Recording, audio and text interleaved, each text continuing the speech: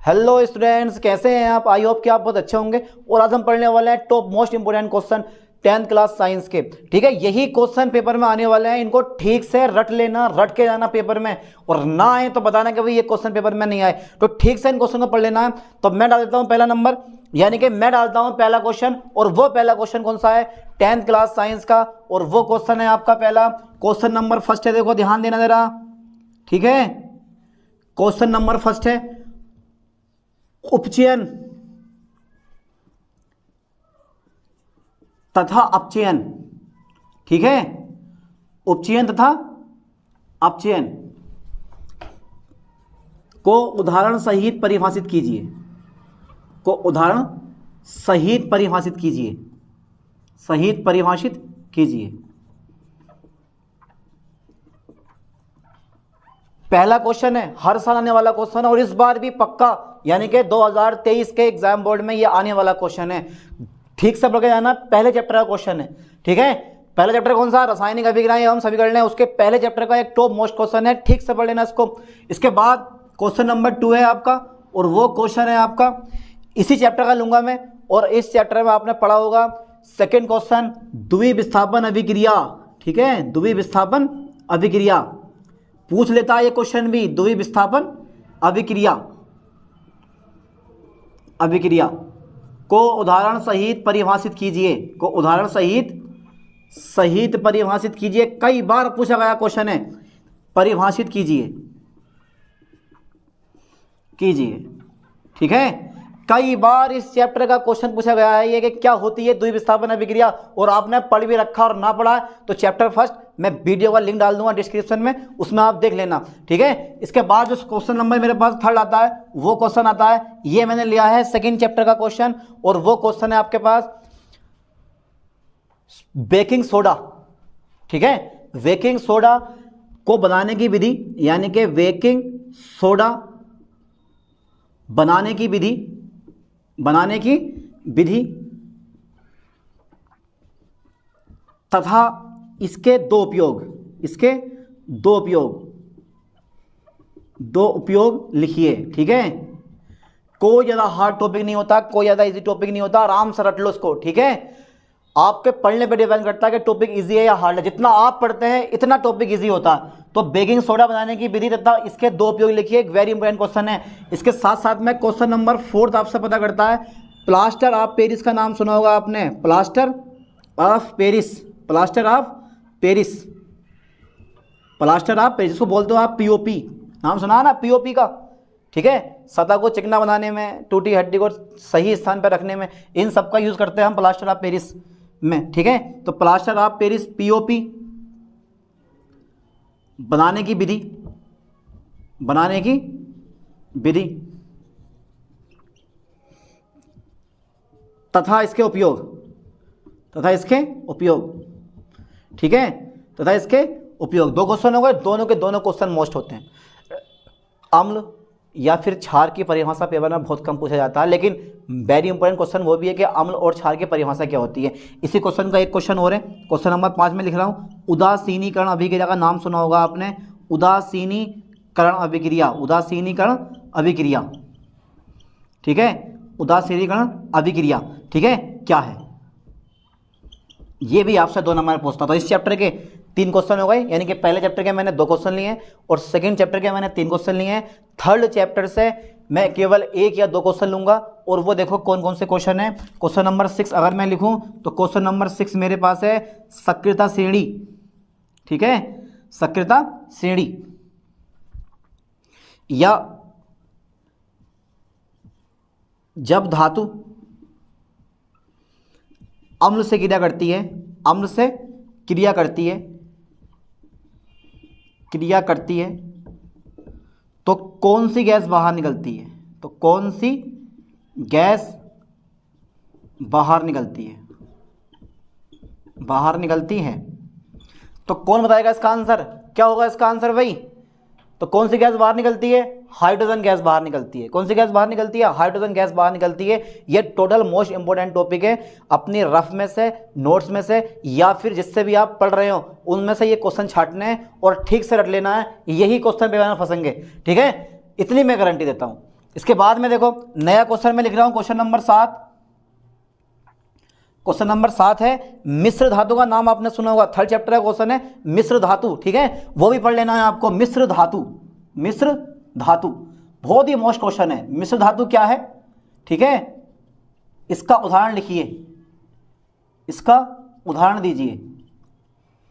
तो क्या होती है मिश्र धातु और इसका उदाहरण क्या है? उदाहरण में भी आपने देखा होगा स्टेनलेस स्टील। आप अपनी घड़ी पहनते हैं, जब घड़ी के पीछे का ढक्कन देखोगे तो उस पर लिखा हुआ मिलेगा स्टेनलेस स्टील। बर्तन भी आजकल स्टेनलेस स्टील का आ रहे हैं, क्योंकि उन पर कभी भी जंग नहीं लगती है, ठीक है।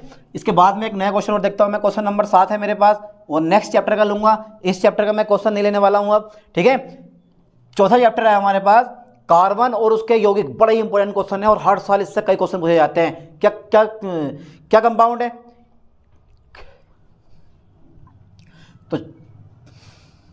तो चैप्टर नंबर 4 है हमारा, ठीक है, कार्बन और उसके यौगिक। क्या चैप्टर का नाम? कार्बन और उसके यौगिक। बहुत ही मोस्ट इंपोर्टेंट क्वेश्चन है, बहुत ही मोस्ट इंपोर्टेंट क्वेश्चन मैं लिखवाने वाला हूं इसमें। तो पहला क्वेश्चन हमारा देखो ये रहेगा इस चैप्टर का, हाइड्रोकार्बन क्या होते हैं? ध्यान देना जरा लाइन पे, हाइड्रोकार्बन क्या होते हैं? हाइड्रोकार्बन क्या होते हैं, ठीक है, इनका वर्गीकरण कीजिए, इनका वर्गीकरण कीजिए, इनका वर्गीकरण कीजिए, ठीक है। क्वेश्चन नंबर 8 में लिखवाऊं तो इसी चैप्टर का आपने पढ़ा होगा एल्केन, एल्कीन, एल्काइन, ठीक है, ये भी पढ़ लेना आप, एल्केन, एल्कीन, एल्काइन, ठीक है। ये मैंने पढ़ा दिया चैप्टर नंबर 4 में, ठीक है। मेरे यूट्यूब चैनल पे जाना और वहां से आप देख लेना। इसके बाद देखो नेक्स्ट क्वेश्चन, क्वेश्चन नंबर 8 है मेरा। क्वेश्चन नंबर 8 में ले रहा हूं योगात्मक अभिक्रिया, योगात्मक तथा प्रतिस्थापन अभिक्रिया को, प्रतिस्थापन अभिक्रिया को, अभिक्रियाओं को उदाहरण द्वारा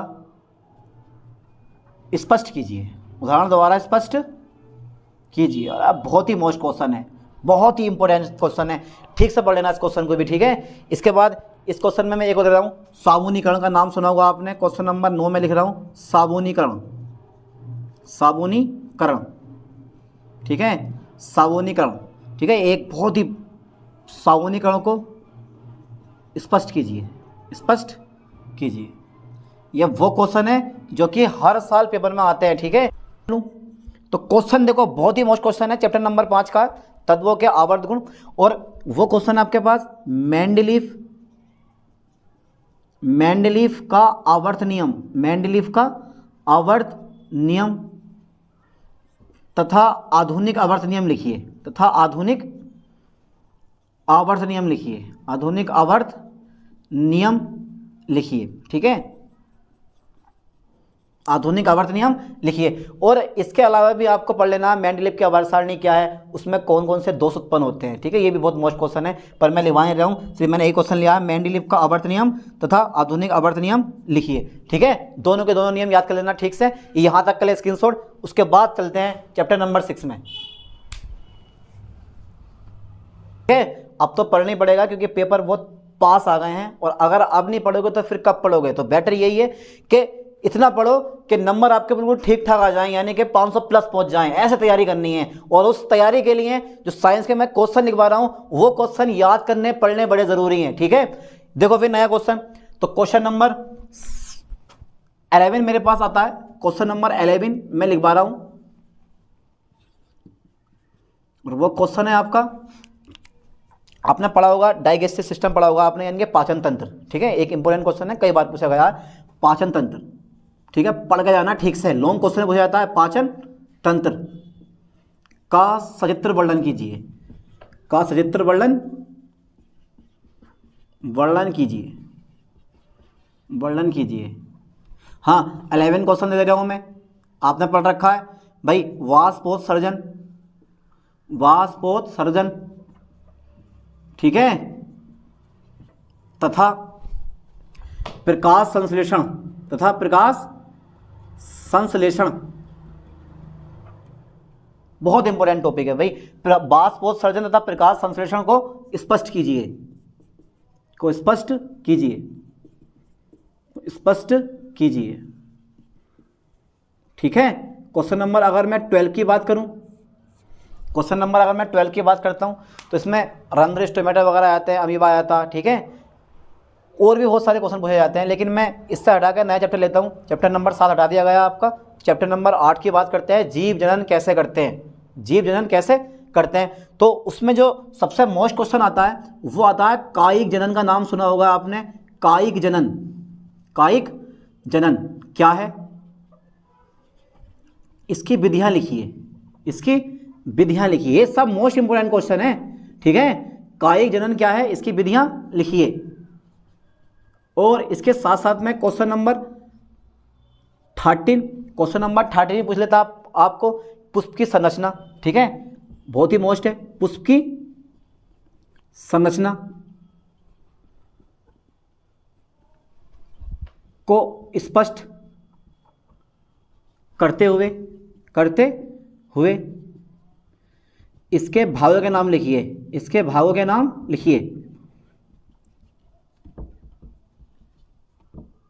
इसके भावों के नाम लिखिए। जैसे पुमंग हो गया, जयांग हो गया, ठीक है, बाह्य दलपुंज हो गया, दलपुंज हो गया, ये सब 4 भाग, इसके नाम लिख देने हैं, उनके बारे में पढ़ लेना आपको।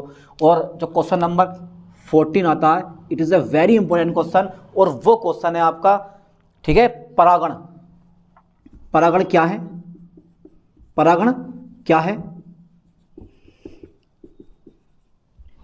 इसके प्रकार लिखिए, इसके प्रकार लिखिए। तो परागण क्या होता है भाई, परागण क्या होता है, परागण के 2 प्रकार होते हैं, स्वपरागण, पर परागण के लाभ क्या होते हैं, हानियां क्या होती हैं, ये पूरा टॉपिक कंप्लीट कर लेना है एक बार में। बाकी प्राथमिक जननांग जैसे कि पुरुष का जनन तंत्र, स्त्री का जनन तंत्र, वो आपका पेपर में आता नहीं है, मोस्टली क्वेश्चन ये वाले हैं। पुष्प की संरचना पढ़ लेना आप, ठीक है, परागण क्या है और कायिक जनन क्या होता है, ठीक है, ये क्वेश्चन पूछे जाते हैं पेपर में आपसे, मोस्टली इंपोर्टेंट क्वेश्चन है ये वाले। अब मैं नेक्स्ट चैप्टर की तरफ बढ़ता हूँ, और वो चैप्टर है आपके पास आनुवांशिकता, ठीक है। तो आनुवांशिकता के जनक कौन है, आनुवांशिकता के जनक होते हैं ग्रेगर जॉन मेंडल, ठीक है। तो सबसे पहला मोस्ट इंपोर्टेंट क्वेश्चन यही है कि भाई ये मेंडल के नियम क्या होते हैं, मेंडल के नियम, ठीक है, बहुत इंपॉर्टेंट क्वेश्चन है। मेंडल के नियम, 3 नियम होते हैं, तीनों में से कोई भी एक नियम हर साल पूछा जाता है आपसे, ठीक है। इसके बाद में क्वेश्चन नंबर में अगर 16 लिखवाऊँ आपको, तो वो क्वेश्चन होगा आपका मेंडल के नियम के अलावा मेंडल के 3 नियम लिखना। आनुवांशिकता संबंधी मेंडल के 3 नियम होते हैं, प्रभाविता का नियम, पृथक्करण का नियम और स्वतंत्र अभियोजन का नियम। तो तीनों के तीनों नियम ढंग से रट लेना चीज के बारे में। और अगर मैं क्वेश्चन नंबर 16 की बात करूं तो क्वेश्चन नंबर 16 होगा लिंग सहलग्न लक्षण, लिंग सहलग्न लक्षण, ठीक है। लिंग सहलग्न लक्षण क्या होते हैं, क्या होते हैं, ठीक है। मनुष्य में लिंग निर्धारण,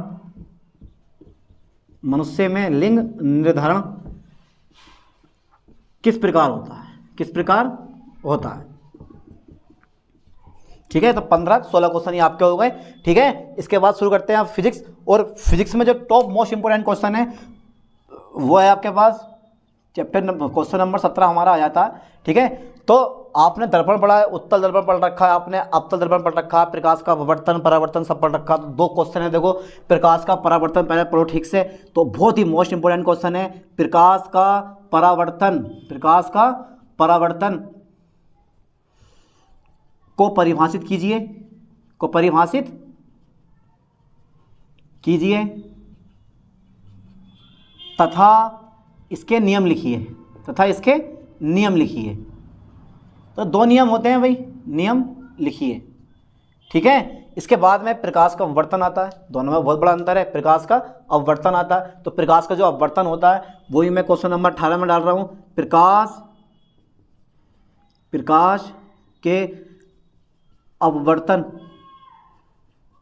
को चित्र सहित स्पष्ट कीजिए, चित्र सहित स्पष्ट कीजिए, चित्र सहित स्पष्ट कीजिए, ठीक है। तथा इसके नियम लिखिए, तथा इसके नियम लिखिए, इसके भी 2 नियम हैं, तथा इसके नियम लिखिए, ठीक है। कभी कभी द्वितीय मुख्य फोकस यानी कि उत्तल लेंस और अवतल लेंस के द्वितीय मुख्य फोकस को परिभाषित कीजिए, ये भी पूछ लेता क्वेश्चन आपसे, ठीक है। और इस चैप्टर का भैया न्यूमेरिकल तो पक्का फंसेगा एक, ठीक है। क्या फंसेगा, न्यूमेरिकल। न्यूमेरिकल ढंग से पढ़ लेना, दर्पण का सूत्र और लेंस का सूत्र। जैसे कि दर्पण का सूत्र आपने पढ़ रखा है 1/v + 1/u बराबर 1/f, और लेंस का सूत्र जो आता है 1/v - 1/u बराबर 1/f। इनसे जो है हर साल एक न्यूमेरिकल आता है और आपको ये न्यूमेरिकल पढ़ लेने हैं ठीक से, ठीक है। जैसे बता रहा हूँ वैसे वैसे करना है अगर टॉप मोस्ट नंबर लाने हैं तो, ठीक है। तो उसके लिए देखो प्रकाश के अपवर्तन, एक परिभाषा मैंने लिखवा दी, चित्र सही स्पष्ट कीजिए और इसके नियम लिखिए। परावर्तन और अपवर्तन दोनों हो गए हैं। एक चीज़ और है भाई, दर्पण का आप यूज़ क्या करते हो, दर्पण का यूज़ आप कहाँ करते हो। क्वेश्चन नंबर अगर मैं 19 लूँ तो दर्पण के उपयोग लिखिए, दर्पण के उपयोग लिखिए, ठीक है। चाहे वो जो है दर्पण उत्तल हो या अवतल हो, ठीक है। चाहे दर्पण उत्तल आ सकता है या दर्पण कौन सा आ सकता है, अवतल आ सकता है। दोनों के आपको उपयोग लिख देने हैं, है ना। दोनों के दोनों उपयोग आपको लिखने हैं, दोनों दर्पण के, उत्तल के भी अवतल के भी। पेपर में हो सकता है पूछ ले आपसे उत्तल दर्पण के उपयोग लिखिए, ठीक है, या फिर अवतल दर्पण के उपयोग लिखिए। तो ऐसे क्वेश्चन पेपर में पूछ लेता है आपसे, ठीक है। तो क्वेश्चन 17 हो गया, 18 और 19। अब देखो इसमें से एक क्वेश्चन और पूछता है आपसे, और वो क्वेश्चन होता है मेरे पास क्वेश्चन नंबर 20 है मेरे पास, और बहुत ही इंपॉर्टेंट क्वेश्चन है कि भाई वाहनों में पश्च दृश्य देखने के लिए, पश्च दृश्य देखने के लिए, पश्च दृश्य देखने के लिए, वाहनों में पश्च दृश्य देखने के लिए उत्तल दर्पण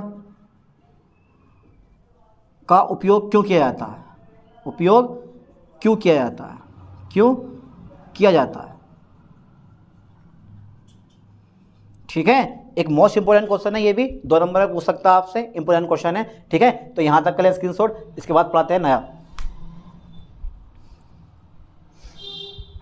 क्वेश्चन नंबर 21 मेरे पास आ जाता है, और वो क्वेश्चन आपका निकट दृष्टि दोष, निकट दृष्टि दोष तथा दूर दृष्टि दोष को चित्र सहित स्पष्ट कीजिए, चित्र सहित स्पष्ट कीजिए, ठीक है। निकट दृष्टि दोष तथा दूर दृष्टि दोष को चित्र सहित स्पष्ट कीजिए, ये भी आपको ठीक से पढ़ना है, ठीक है। इसके बाद क्वेश्चन नंबर में 22 लिखवाऊं तो भाई 2 नंबर का क्वेश्चन है, नेत्र लेंस की समंजन क्षमता, नेत्र लेंस की समंजन क्षमता कई बार पूछा गया। नेत्र लेंस की समंजन क्षमता को परिभाषित कीजिए, क्षमता को परिभाषित कीजिए, नेत्र लेंस की समंजन क्षमता को परिभाषित कीजिए, ठीक है। नेत्र लेंस की समंजन क्षमता को परिभाषित कीजिए। और भैया जो इस साल आने वाला क्वेश्चन है वेरी इंपॉर्टेंट क्वेश्चन है, इसको रट लेना ठीक से। और वो क्वेश्चन है आपके पास, वो है वर्ण विक्षेपण, वर्ण विक्षेपण, वर्ण विक्षेपण। पता ही होगा ना आपको वर्ण विक्षेपण। जब श्वेत प्रकाश किसी प्रिज्म से होकर गुजरता है, जब श्वेत प्रकाश किसी प्रिज्म से होकर गुजरता है तो वो 7 रंगों की किरणों में डिवाइड हो जाता है, जिसे आप बोलते हो वर्ण विक्षेपण। तो ये वर्ण विक्षेपण बहुत मोस्ट इंपोर्टेंट क्वेश्चन होता है। तो वर्ण विक्षेपण क्या है, वर्ण विक्षेपण क्या है, चित्र सहित स्पष्ट कीजिए, चित्र सहित स्पष्ट कीजिए, ठीक है। इसके बाद देखो क्वेश्चन नंबर मैं लिखवा रहा हूँ 24, चैप्टर नंबर 11 था ये, चैप्टर नंबर 12 से विद्युत से, और उसमें आता है देखो बहुत ही मोस्ट इंपोर्टेंट क्वेश्चन, ओम का नियम आपने पढ़ रखा होगा, ठीक है। ओम का नियम, ओम का नियम, ठीक है, लिखिए, ओम का नियम लिखिए। तो बहुत ही मोस्ट इंपोर्टेंट क्वेश्चन है, ओम का नियम लिखिए। और इस चैप्टर से आने वाला एक न्यूमेरिकल, ठीक है। एक तो ओम का नियम एक बहुत इंपॉर्टेंट टॉपिक है, और इस चैप्टर से आने वाला क्या है, ओम के नियम के साथ साथ एक न्यूमेरिकल पक्का फंसता है, इसे याद कर लियो। और इसके अलावा भी विद्युत धारा की परिभाषा पूछ लेता आपसे कि विद्युत धारा की परिभाषा क्या है, या विद्युत धारा की तीव्रता को परिभाषित कीजिए, ठीक है। तो क्वेश्चन नंबर 25 में लिखवा रहा हूँ, देखो क्वेश्चन नंबर 25 है मेरे पास, फ्लेमिंग के बाएं हाथ का नियम, फ्लेमिंग के बाएं हाथ का नियम, बाएं हाथ का नियम, फ्लेमिंग के बाएं हाथ का नियम बहुत ही मोस्ट क्वेश्चन है। फ्लेमिंग के बाएं हाथ का नियम लिखिए, ठीक है। और क्वेश्चन नंबर 26 जो कि हर साल आता है, वो आता है विद्युत जनित्र या फिर प्रत्यावर्ती धारा जनित्र, ठीक है, विद्युत जनित्र या फिर विद्युत मोटर में से हर साल एक क्वेश्चन पूछा जाता है। तो मैं लिख दे रहा हूं यहां पे, देखो विद्युत मोटर का सचित्र वर्णन कीजिए, सचित्र वर्णन कीजिए, ठीक है, विद्युत मोटर का सचित्र वर्णन कीजिए। ध्यान देना है, विद्युत मोटर का सचित्र वर्णन कीजिए। या फिर अगर क्वेश्चन ये नहीं आता है तो क्वेश्चन नंबर में 27 लिखवा रहा हूं, देखो क्वेश्चन नंबर 27 है, वह है प्रत्यावर्ती, यानी कि क्वेश्चन नंबर 27 में लिखवा रहा हूं, देखो विद्युत जनित्र का सचित्र वर्णन कीजिए, सचित्र वर्णन कीजिए, ठीक है, सचित्र वर्णन कीजिए। बहुत ही मोस्ट इंपोर्टेंट क्वेश्चन, इन दोनों में से हर साल एक क्वेश्चन आता है, ठीक है, इन दोनों में से हर साल एक क्वेश्चन फंसेगा आपका।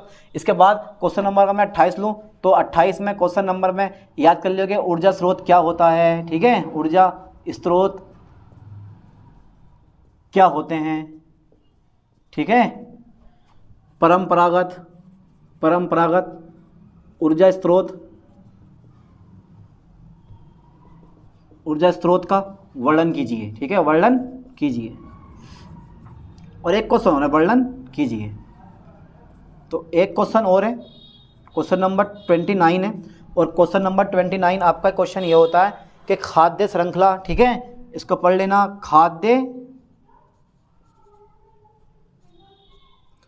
खाद्य श्रृंखला तथा खाद्य जाल को उदाहरण सहित, खाद्य जाल को उदाहरण सहित स्पष्ट कीजिए। बहुत ही मोस्ट इंपोर्टेंट क्वेश्चन है, ठीक है। चलो यार, जब 29 क्वेश्चन हो गए हैं तो एक क्वेश्चन 30वां और सही है, ठीक है। इस क्वेश्चन को भी आप ठीक से पढ़ लेना, यानी कि रट लेना। जल संभर आ जाता पेपर में कभी कभी, जल संभर, ठीक है, जल संभर यानी कि डाम जिसे बोलते हैं हम, वो जल संभर क्या है, क्या है। तो ये टॉप 30 क्वेश्चन हो गए पूरी 10th क्लास साइंस के। तो आई होप कि आपको समझ में आए होंगे, और इन क्वेश्चन को ठीक से अपनी रफ से, नोट से, जिससे भी आप पढ़ रहे हो, पूरी की पूरी कंप्लीट तैयारी कर लेनी है। यही क्वेश्चन पेपर में फंसने वाले हैं आपके, ठीक है। अब मिलते हैं नेक्स्ट वीडियो में, तब तक के लिए थैंक्स।